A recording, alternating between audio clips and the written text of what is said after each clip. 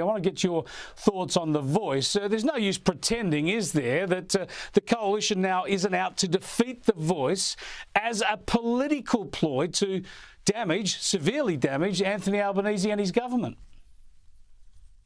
Well, I don't see that. He might damage himself, but we've always held the hand out and said, look, if you want to get a referendum through, then have an honest negotiation with Peter Dutton, with the coalition, to come up with a question that we will get yes. I mean, the thing about this is you had a noble application for recognition and then stapled a whole heap of other things to it.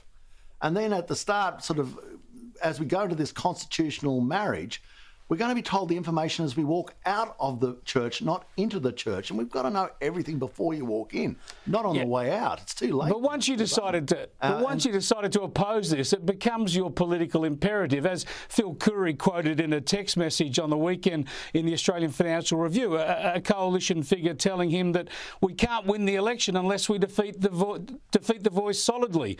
We need to defeat it to get the election, to get to the election starting line. And that's it now, isn't it? It's a partisan political imperative.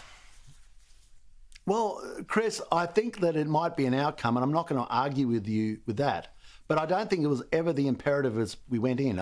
All from the start, I've been absolutely consistent, because this brings a differentiation of rights based on race, based on your colour of skin. At point one, I don't want it. I was down talking to the people from Sierra Leone today who've lost their democracy, and anything that becomes an intrusion into the purity of democracy is also something that has to be fought against. Now, if people completely bridle themselves to one position or the other, then it's self-evident there's going to be a political effect of that. But that is not the purpose that stands behind why you do it.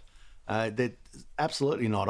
I fight this thing because I don't like this thing, and I know there are different views, and the idea of whether we win or lose an election, if it was my own side that brought up this, I would fight them, as I have on many other things in the past.